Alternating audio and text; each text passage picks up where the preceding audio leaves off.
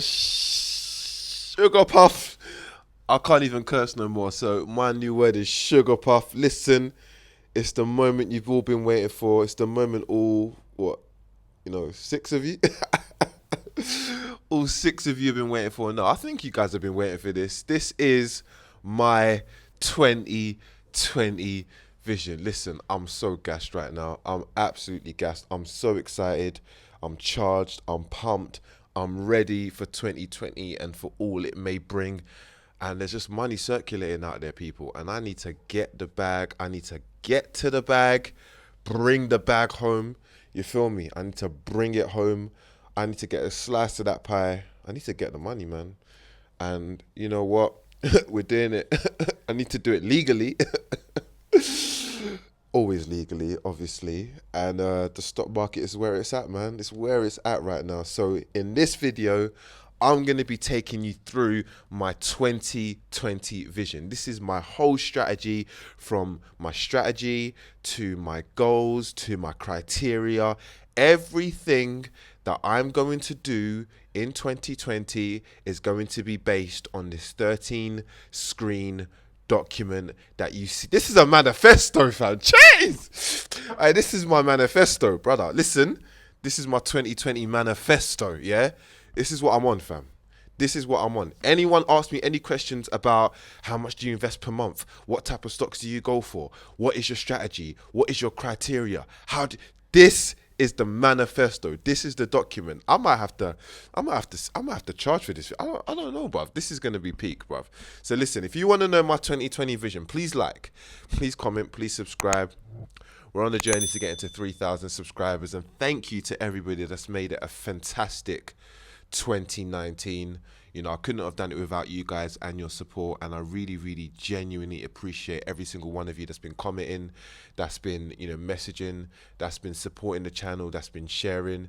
It means a lot to me. I never really knew what the impact of this channel would be, and it's still very, very, very early days, but I can already see the seeds of something that's going to grow into something great. So thank you to everybody. But yeah, let's clear the throat. It's clear the throat. We're going to go through my 2020 vision. Now, for me personally, every vision has to start with a vision statement. And I'm going to use a quote from what I personally think is the best TV show ever made. Don't at me, don't get into the comments, do not and try and debate. I don't want to hear about no Breaking Bad, I don't want to hear about no Lord of the Rings, I don't want to hear about no Game of Thrones. I'm not talking about the TV show that's got the most Grammys or the most Emmys, won the most awards, grossed the most in the box office. I'm talking about the TV show that I believe has the best dialogue, the best and most realistic conveyance of society. Just everything about this show is just brilliant. The show I'm talking about is The Wire. If you've seen it, if you know, you know. If you haven't, then you need to go get it. Now TV has The Wire, HBO series. Go and grab that subscription and go and watch The Wire. Honestly, for me personally, it's the best TV show ever made. There's just so many layers to it. Anyway, there is a character in The Wire called Omar Little, and he is an independent renegade, and he goes up against gangs all by himself. And he's just a very, very interesting individual. I don't even want to give him all away, but he's probably one of the hardest, if not the hardest gangster in the whole show. He's gay as well, which adds such a great dynamic to his character, and it's so interesting. But he's got a quote, and he says, "Man, money ain't got no owners, only spenders." And you're probably thinking, Curtis, you have absolutely lost the plot. I haven't. Honestly, I'm bringing it all in. I'm going to bring it all in. This is the vision.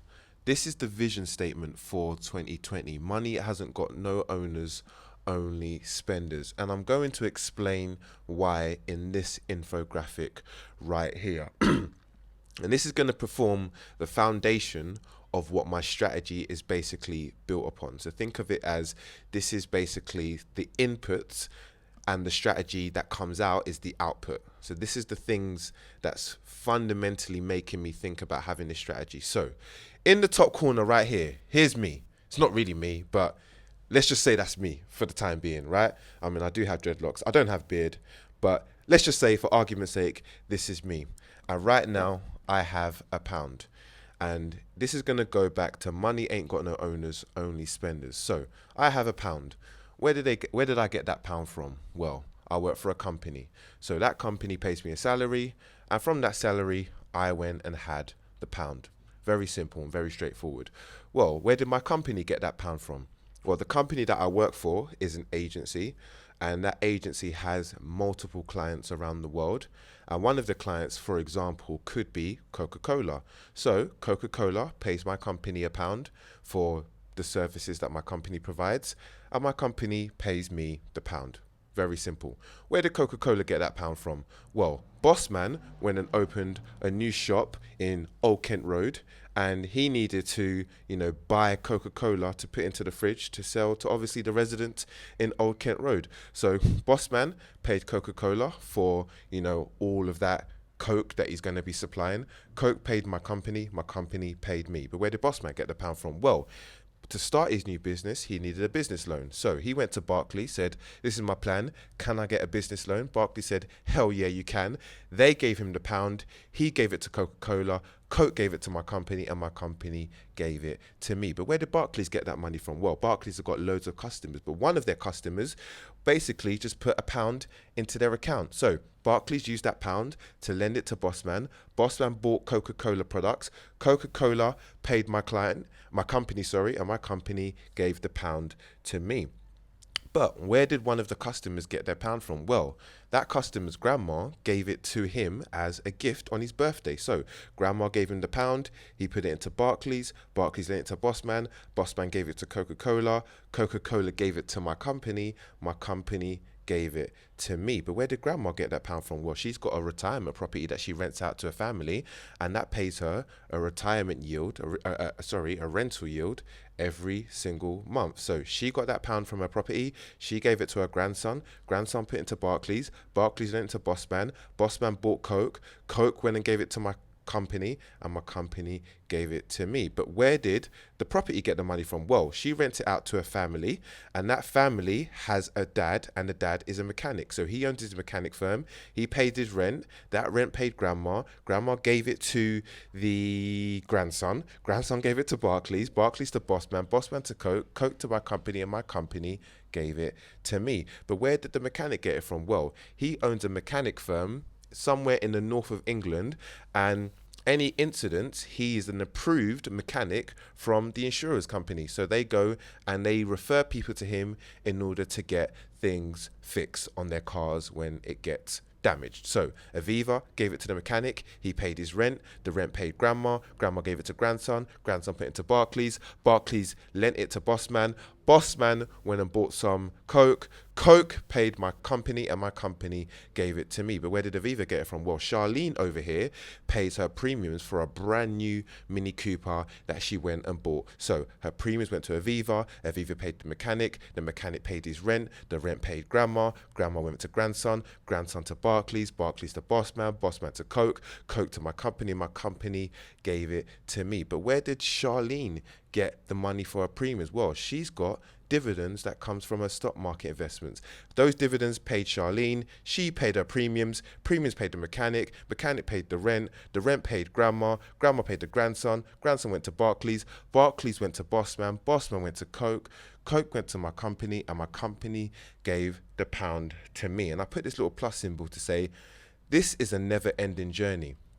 And that goes to the whole point that money hasn't got no owners, only spenders. That pound has traveled between so many people, and depending on what decisions I make, that pound will either continue to travel or it will finally break the chain and stay with me. And my whole thing is that pound, as much as possible, needs to break the train. Not only do I earn that pound, but my goal should be trying to retain as much of that pound and therefore growing it. So the vision there becomes, not only do I earn, but also I need to retain, and also I need to grow.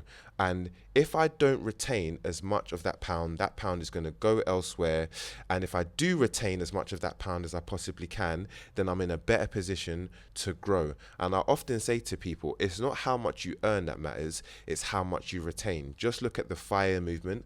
The FIRE movement is about living frugally, being a minimalist, and retaining as much of your money as possible so that you can invest, and then from those investments you can then retire early. And all this channel is about is getting you financial wealth and freedom at an earliest possible stage in the future so that you can have the best possible future and best possible life. So with that in mind, I need to try and not only earn as much money as I can possibly earn, which has always been the goal, and typically that's what people's goals are, but I actually need to try and retain more of that pound as possible, and then I need to try and grow that pound. And that's where it goes into these three pillars, and there's a fourth pillar which runs in parallel, but these three main pillars basically underpin and is the strategy that I'm going to convey to you. I have the drip pillar, I have the dip pillar, and I have the crit pillar. I have this other fourth pillar called the it pillar. I'm going to explain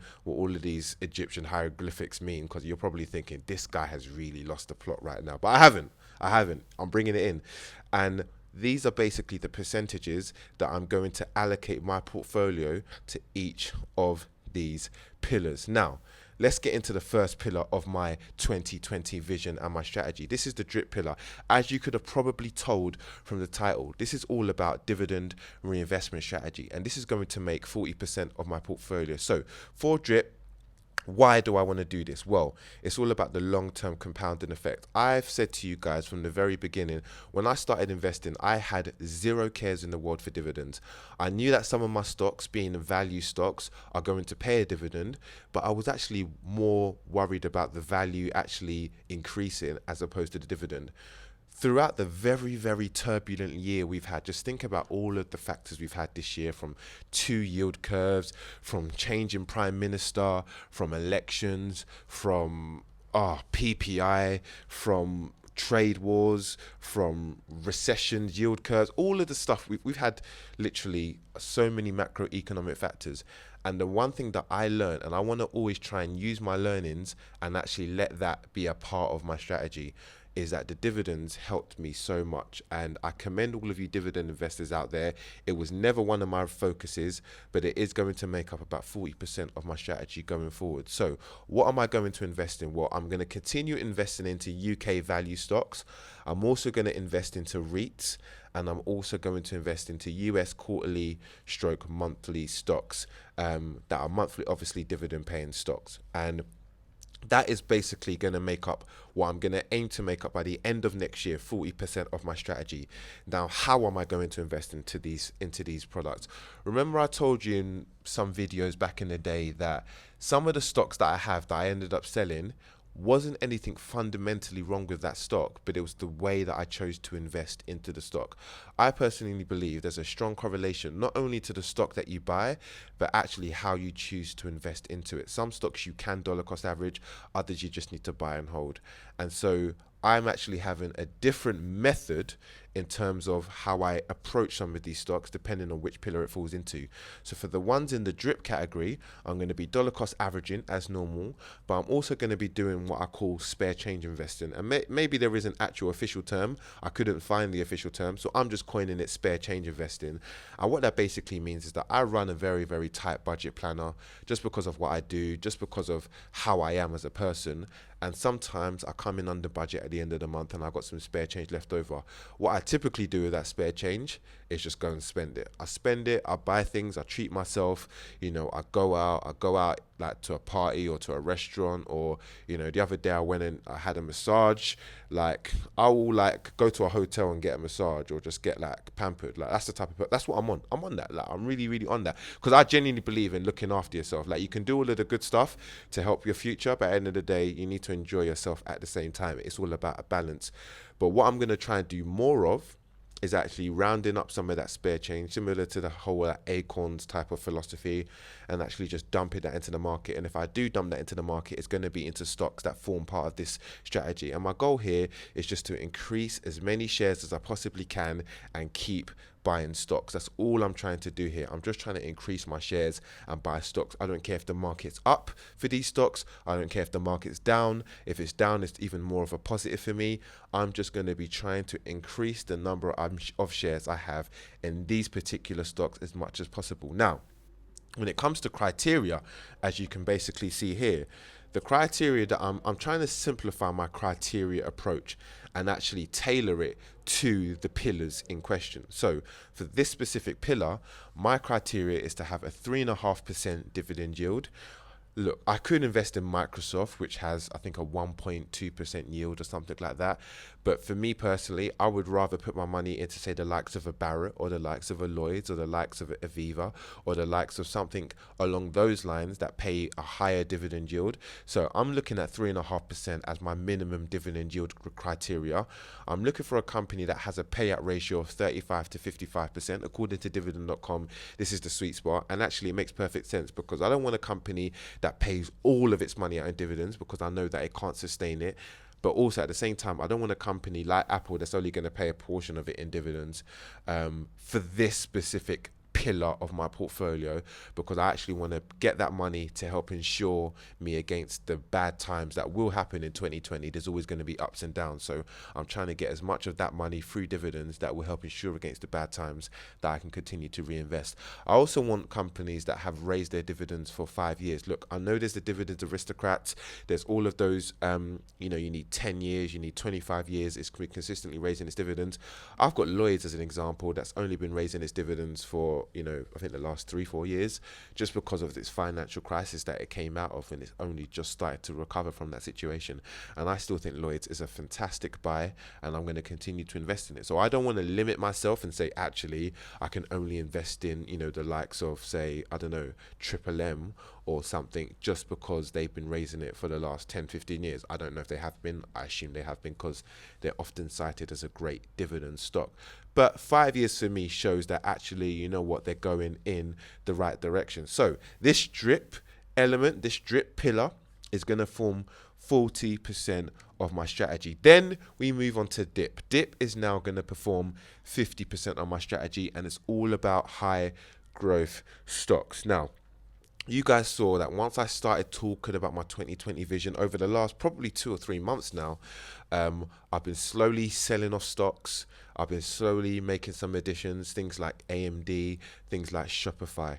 It's all about high growth stocks, and I'm going to increase that. And the 50% basically means that by the end of 2020, my aim is that 50% of my portfolio consists of high growth stocks. The reason why I'm doing this is because I want an improved return. So what types of things will I invest in? Well, I want to invest in things like growth ETFs. Going back to the comment I made previously about there were some stocks that I held which I felt were actually great stocks, but the way I chose to invest in them just meant that I'm never going to really get a good return, because as it continually rises, I'm dollar cost averaging at higher prices, and therefore I'm actually just reducing my overall return.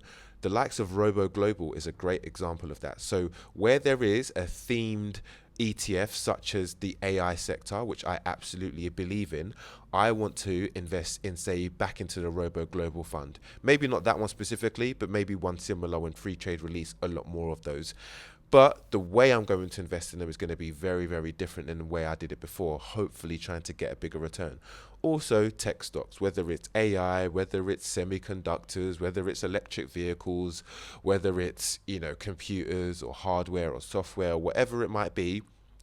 Tech stocks for me is always going to be something that is very, very important to me, and important to this element of the portfolio. Now, if there's other industries like healthcare or something else that, has the potential to be high growth, then obviously I'm never going to not look at it. But I think just if you look at history, tech stocks or things in the technology space tends to be the ones that have the higher opportunity for growth.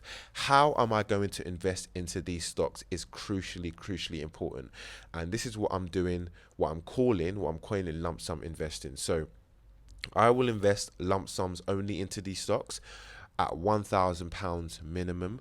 I'm not going to dollar cost average these stocks. You will not catch me paying into Shopify every single month or paying into AMD every month. But what I will do is buy the dip, hence this being called the dip pillar. And the reason why I'm going to buy the dip is that if Shopify, as an example, falls 10%, 15%, 20%, 30% for whatever reason, and I look at the fundamentals, and I believe that there is still an opportunity with Shopify going forward, then I'm going to put another 1K or 2K or 3K or 3,291, whatever the price is, as long as it's 1K minimum, and then I'll leave it for X period, which is 3, 4, 5, 6, 7, 8 months, whatever it is. The goal for me is obviously for these stocks to rapidly grow a return and to sell as needed. Some of the stocks that I might buy within this element of the portfolio, they might not make it to the end of the year. I might get to a 50% return halfway through and decide, you know what, I'm going to sell it because I've made my return, and I'm going to use that profit and put that into another stock. So there might be a bit more, there's probably going to be less frequent buying activity, but there might be a bit more from a reallocation standpoint activity that might go through, within this element of the portfolio. Whereas with the whole drip situation, I'm just going to be continually buying that as long as I possibly can. My criteria for these stocks is going to be different. I remember when I showed you guys my criteria and I talked about the value status, I look at future growth, I look at dividends, I look at a bit insider trade, I look at all of those things. It was too generic. It was too linear. It was too flat. It looked at all of the stocks as being one thing, and I'm not comparing apples with apples, which is the reason why now I've got different criteria for different stocks. And also, not only do I have different criteria for different stocks, I will invest in that into a different way. So I believe that this strategy is a little bit more tailored and it's going to help me get a better return. So for this dip pillar, 40% future growth performance. I want to see a future growth performance from Simply Wall Street or wherever at 40% from as high a number as analysts as I possibly can have, hopefully double figures. I want to see a declining debt, but if not declining, at least that the debt is plateauing and the net cash, the net assets, the net worth and the cash is increasing. I want to see at least the debt to equity ratio going more in favor of equity, at least as a trend. I don't mind that it has debt. I do appreciate that a lot of these stocks are going to have debt because they just naturally are higher growth stocks.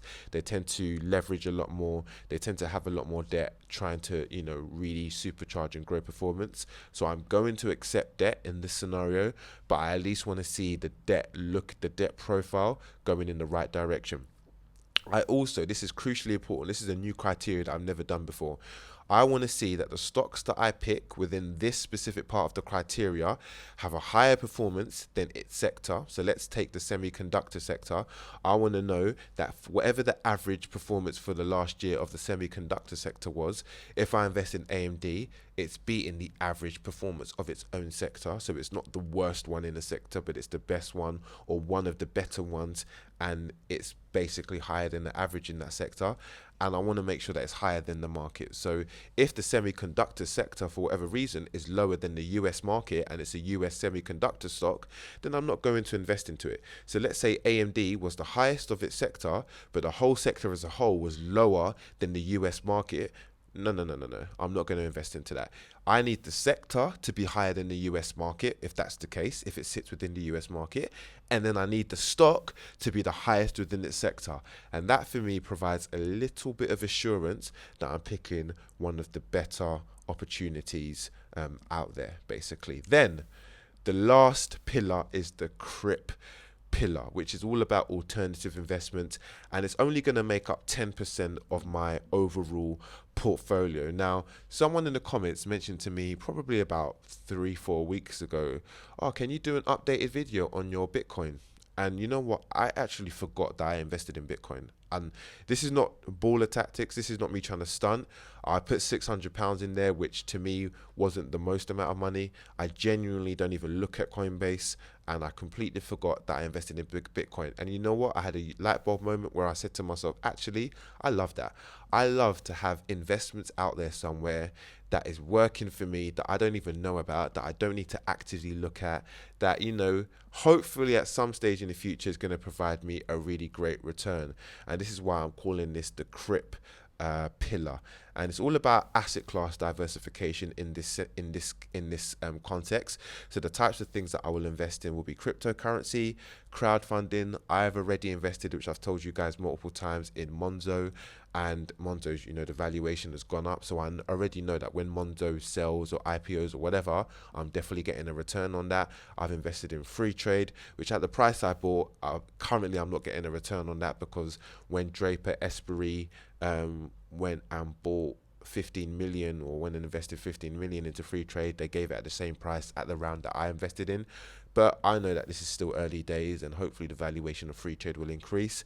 And if there's any other opportunities that I find along that space, then obviously I'm going to put some money into it and I'm going to invest. I want to also look at peer-to-peer lending. I've been looking at Zopa. Not recently, I was probably looking at it about 3-4 months ago, and it looked very, very interesting. But then I thought, you know what, I don't really care about a 3-4% return. But you know what, in this context, I don't mind putting money into, say, a Zopa, or into put into it some other form of peer-to-peer investment scheme that might pay me a dividend, might pay me a return, or at least, a return over the long term. But it's just money that I can forget about, and it's not going to cost me too much, because it's only going to be 10% on my portfolio. In terms of how I invest, this is all speculation. At the end of the day, with a lot of these things, you can only value it the best way you can see, and then obviously put whatever you think is a reasonable amount at the time. So it's going to be more speculation than I would say the rest of the two pillars. But again, it's only going to be 10%. And my goal is to diversify returns over the long term. Maybe a bit of hedging when we're talking about things like cryptocurrency. Let's say a recession does occur next year, then I know that bonds and cryptocurrency is definitely, and gold, for example, is going to do well. So that can perform potentially part of this. And from a criteria standpoint, all I'm looking for is an undervalued or exciting opportunity. So when it comes to things like crowdfunding, there might be 10 companies. I might say, you know what, company 7, I just really love the product. I really love what they're doing. It is a bit of a punt. Their CEO looks like they've got a good track record. Let's see what happens. And at the end of the day, that goes with any startup or with any investment. You're really taking a punt in the early days, right? So even this channel is a punt to some extent. You guys are trading your time to watch these videos. You're taking a punt that actually this video is going to give you value and quality. And hopefully that's what, this video does deliver. But if it doesn't, then you've wasted some time, which unfortunately is worse than money, because you can't get it back, which is the reason why I try and, play as much respect as I can with your time by giving you valuable information. But that's the type of thing I'm talking about when it comes to things like startups. So this is going to perform part of the CRIP portfolio. So remember back in the day when I'd done a video, 3 types of investor. Which are you? Are you the dividend investor? Things like Coca-Cola, BT, or BP rather, and BT, Unilever. Are you a value investor, which is Vodafone, Barclays, Aviva, Legal and General, stocks that have taken a bit of a beating and are considered undervalued and a very cheap price, which, based on what's happening right now, Legal and General, Aviva and Barclays are doing phenomenal for me. Vodafone, I'm still in profit. It's not doing as well, but Vodafone, I'm still in a great deal of profit. And so that's the investor that I associated myself with, throughout the course of 2019. Or are you a growth investor, which is, the Netflix, the Apples, the Tesla, the Googles, or other, types of growth stocks? And basically why I wanted to refer to this screen is basically tell you that if you look back now at my drip, dip, crip, pillars, I'm a little bit of a new type of investor. And I don't know if this is a real term again, but I'm coining it, called a hybrid investor. And I'm taking what I feel is elements of all 3 and amalgamating that into one strategy. So no longer am I going to say, look, I'm a value investor. Some people thought I'm a dividend investor. According to Simply Wall Street, I'm a dividend investor with some value, or I'm a value investor with some dividend. I've got some growth stocks, but you can't really call me a growth investor if only 10% of my stocks are growth stocks at the moment. So right now, my goal is to be a bit of a hybrid investor, and it's just to try and take the best bits out of all of the strategies, amalgamate that into one, which is this 2020 vision, and hopefully execute against this in the right way. The last parallel stream that you guys saw is what I call IP, and actually that stands for intellectual property. And you know what? It's all about you. It's all about yourself, your own intellectual property, your own IP, as they say, and it's all about investing in yourself. I've said in probably 25% of my videos, the best investment you can make is in yourself. I said it in 100 pounds video, how to invest £100, how to invest £250. I've said it in the compound interest video. I've said it in the 7 steps for beginner investor video. I've said it in many videos. It's all about investing in yourself, and for me, that is always going to be the best investment. So when it comes to me and my strategy, update later, YouTube channel is going to be one of the investments. I'm going to try and invest into the channel a lot more, and produce better content that's going to hopefully help you guys. You know, family, health is really important to me. I look at the Steve Jobs story. And Steve Jobs, you know, when he made that famous quote, when he realized that he unfortunately contracted cancer, and he realized that, you know, what does it all mean, his net worth and his wealth, when, you know, he can't even pay someone to take the disease for him, and, you know, he is going to effectively die. And, you know, I think about, you know, we're all trying to invest in the long term, and unfortunately, you never know what the future is going to hold. And for me personally, if you can invest in your health and have a good health outlook, you are increasing your chances and your likeliness of actually enjoying the fruits of your labor at a later stage in the future, right? I want you all to, you know, be wealthy in the future, have an early retirement and enjoy life, but also having great health will then obviously make that more possible and give you the opportunity to enjoy it. So I think that's, you know, crucially important. I try and take care of myself, and, you know, I think it should form part of it. If you look at what Warren Buffett says the same thing all of the time about, you know, looking after your health and so forth. He also says that, you know, if he had to eat broccoli for, you know, all his life just to get one more year, he would not eat broccoli. But that's because, you know, he's like 89 or something now, so that makes sense. But yeah, I think health is important, and just investing in yourself, just me in general, and, you know, you in general. It should all be about you. So how am I going to do that? Well, when it comes to the YouTube channel, more equipment, so whether that's cameras, whether that's, you know, more planning, whether that's different types of content. I've been thinking about doing live streaming for a while, so that's probably going to form part of it. It could be things like me on camera documenting different things. I'm just going to try and do more with the channel. This first year for me was probably like my pilot, and just seeing, actually, does the channel make sense? Are people interested in it? Could it work? It does seem like it's working. And I think I definitely need to invest more into the channel, so hopefully you guys will see a lot more great content, a lot more engaging content coming up. Things like online courses. I'm doing an online course at the moment from Udemy. It cost me the best part of $12.99. I always do courses, to be honest. It's something I highly encourage. And yeah, I whatever the course may be, it's just, if it's going to benefit you in some way, that's going to help you create another passive income or revenue stream, or help develop you as a person, go for it.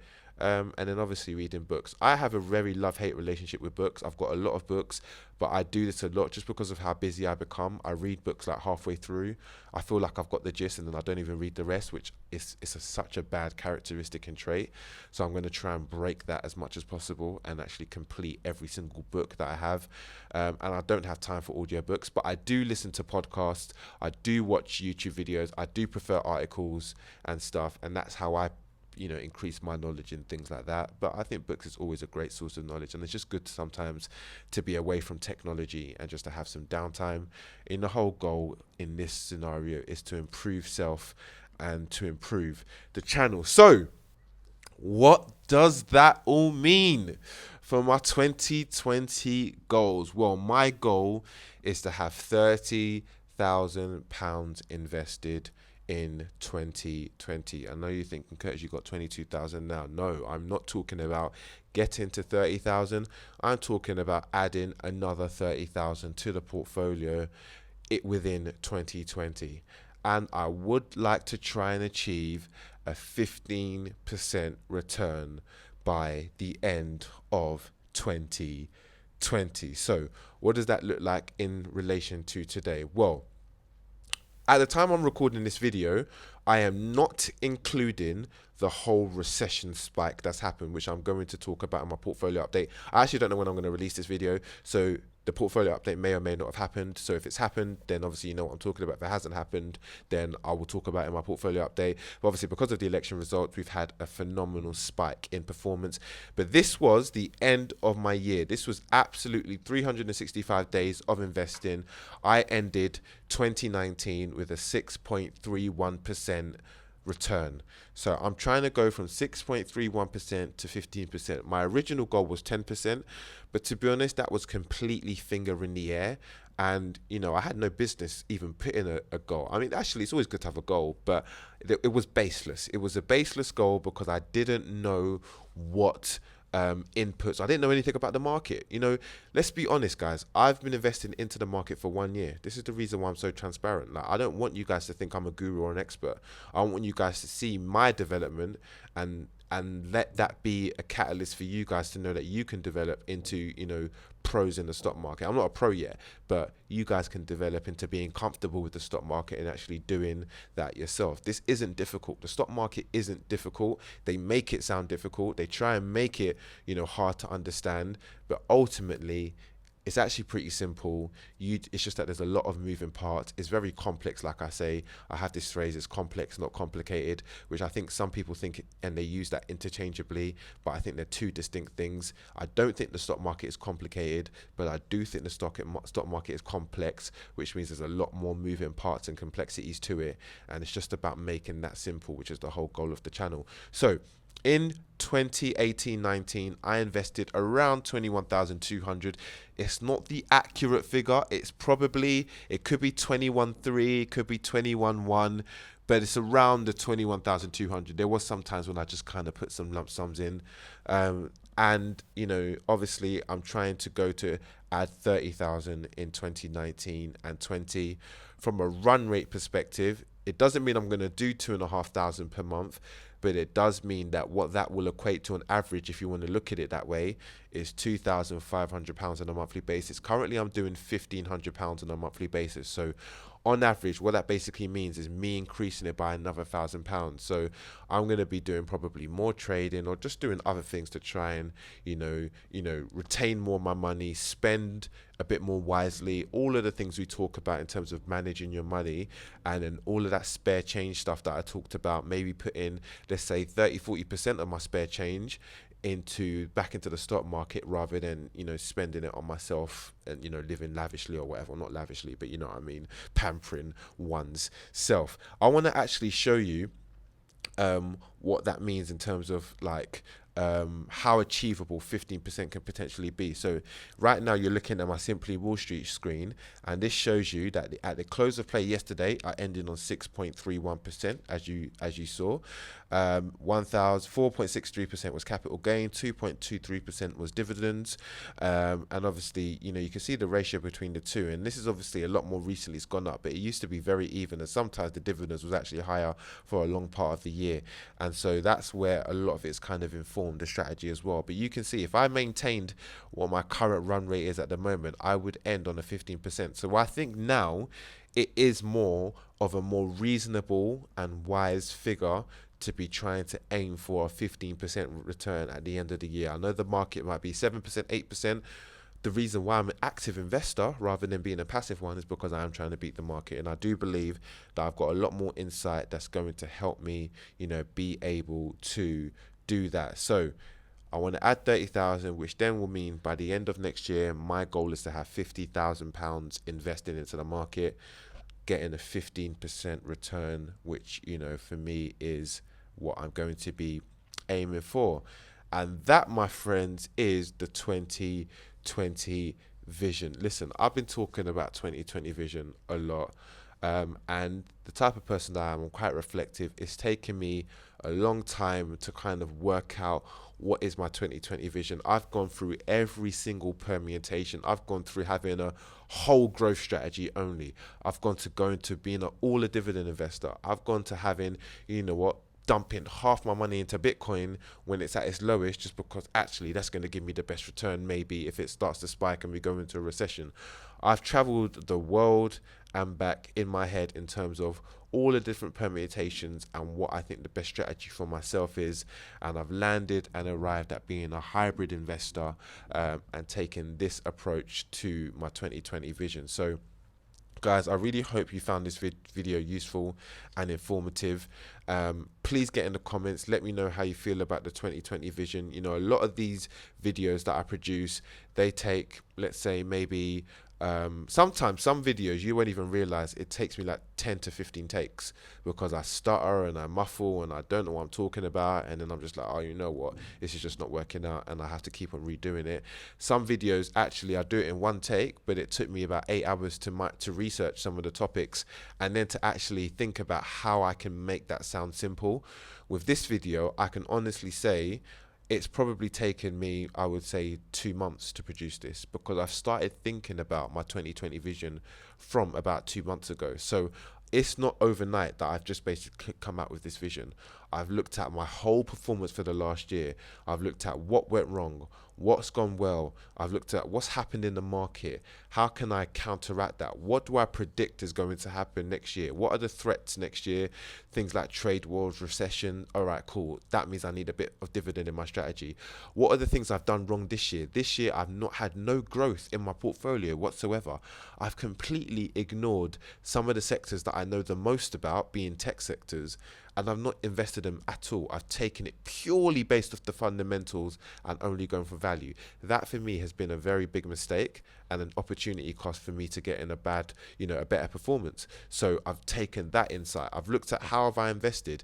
The reason why I've sold some of those stocks because I've dollar cost averaged them. Let's take First Solar as an example. I bought First Solar, it was up 40% within 3 weeks. I could have just sold First Solar if I put 3 or 4 grand into it, but no, I chose a dollar cost average, so I kept on buying at higher prices. Now First Solar is at 11% loss. I don't think there's anything fundamentally wrong with First Solar, but the way that I invested into it wasn't great, and if I invested it into it taking the dip approach, I would now be at about a 5% return. So that just goes to show you the stock is the same, the stock performance is the same, but my return is different based on how I've chosen to invest into it. Often I get asked the question, Curtis, why don't you just invest into an ETF and you would have got the same 6% or 5% or whatever it is? No, I wouldn't. I would have got a much less of a return because if the ETF continued to rise, I'd be buying at higher prices and therefore my return would be lower. Whereas if I put, say, 2 grand into the S&P 500 and just let that run for the whole year, then my return would be higher. So again, it's not just about what you invest in, it's also about how you invest into it. And it's been really important. So I've thought about all of the stuff, the whole stuff I mentioned about earn, grow, retain and grow, for me is the underlining values that's going to help me achieve some of the goals, albeit the 30,000. I don't want to just keep on spending money. I don't want 60 pence of every pound that I get to go into expenditures. I would rather that 60 pence of every pound that I get goes back into the market and goes into my future. And that's the reason why I presented that. I want you guys to work out for every pound that you get, how much pence goes back into yourself and how much pence goes back out to, BMW because of the car you've got, or goes into TFL for traveling to work, or goes into Sainsbury's for the food you buy, or goes into all of your expenses and bills. I've talked about in like videos before how to think about budgeting your money and changing different approaches. I've told you that I've seen lower rental prices in my area and I've gone to my landlord and said, I can get less if I move, so either drop it or I move. And he's gone and dropped it because I've been a good tenant. So there are ways that you can look at your expenses and be like, you know what, I can shave a bit here, I can cut back a bit here. Actually, now I've got an extra £200. What am I going to do with that £200? Let me go put it into an ETF or something and actually build that up for the future. So I think investing is not just about the stocks you pick, but it's all about the whole money management aspect that kind of precedes it, which is the reason why proceeding to my strategy, I wanted to talk about the earn, the retain and the grow element. So yeah, I really hope you find value in this. If you did, please get in the comments. It's going to help the YouTube algorithms. It's going to help other people that land on this video notice that the content is real, it's genuine. I try and be as genuine as possible. I mean, I just put a video on how I lost 6 grand. So yeah, I'm not really all about the shine and the glitz and the glamour. I will tell you the low, dark and dirty points as well. But ultimately, this is probably going to be the realest stock market channel ever, and I'm hoping that it maintains that philosophy and value system. So it'll mean a lot to me if you guys can get into the comments. I want to see like over 100 comments on this video if possible, and you guys can show your appreciation. Please like the video and help the video grow and help the channel grow so we can get investing out to more people. If you want to get in touch, obviously the comments, I will always respond to every single comment. that comes through. You can get in touch on Twitter, although I don't use it as much as I should do, so apologies for those of you guys that do message me on Twitter. But Instagram DMs, I'm there. I am there every day, so you can reach out to me in the DMs. Also, don't forget, we've got the Discord community that I run with Any, where we look at investments and trading. And we've got over 318 to we've got 330 people in, I don't know, 330 people currently in the channel, and it's growing. So if you want to talk to other people as well, not just myself and Any, but you want to talk to other people on the market that really help each other try and become better investors, then definitely join the Discord group. The link will be in the description. It is free. Obviously, we don't charge for none of this stuff, and the whole goal is to help you guys become better investors. So definitely join that. I know there might be one question, Curtis, you didn't mention in your strategy, are you going to use free trade? Are you going to go to Trading 212, Robinhood? What platforms are you going to use? Which I did talk about in my previous video, and what the answer is I'm going to continue free trade. Free trade has my ISA. I'm going to hit my ISA allowance by the time it hits April. I've got about £6,000 left, and I know I will do that.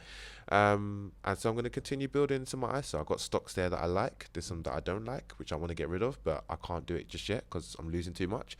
So I'll continue to invest and average down. But ultimately, I'm going to stick with free trade, stick with my ISA. I'll use the basic account because things like REITs, for example, they just don't put into the ISA yet. But hopefully free trade, if anyone in free trade is listening, please put that as a priority on your roadmap, because that's going to help me a lot, and help everybody a lot, to be honest. But I will be adding Robinhood to the portfolio. How I will use Robinhood is still a bit up for debate, but when we talk about some of those US monthly, quarterly stocks, that could potentially form part of it. Where we talk about some high growth opportunities, there might be ones that actually I don't want to put into my ISA just because I might buy it and sell it within a couple of months, and I don't want to take my ISA allowance for that type of stock. So in that instance, actually I might choose Robinhood to go and purchase that rather than free trade. So I will play it on a case by case basis, but that effectively is where I will make those decisions when it comes. But yeah, I'm definitely sticking with free trade. I will continue to trade on eToro, so you guys will see a lot more trading videos coming up as well, and it's going to be really important to me that I make as much profit as I can, so that helps me reinvest that money back into the investment portfolio. And yeah, I'm really hoping for a prosperous 2020. So I wish all of you guys a very, very Merry Christmas. I wish all of you guys happy holidays. If you celebrate or not celebrate, I just wish you guys a great time, and I wish you guys a very happy new year. Have a great 2020. Hopefully you guys can be very, very prosperous. I know some of you guys have done a better performance than me in the last year, so I know you guys will have better performances than 15%. I know some of you will have a less of a performance, but hopefully you guys learn irrespective whether it's good or bad, and you guys can apply it in the future. So I wish you guys the best new year. Hopefully you enjoyed this video, and I will catch you next time with another investment video. Take care, guys. Peace.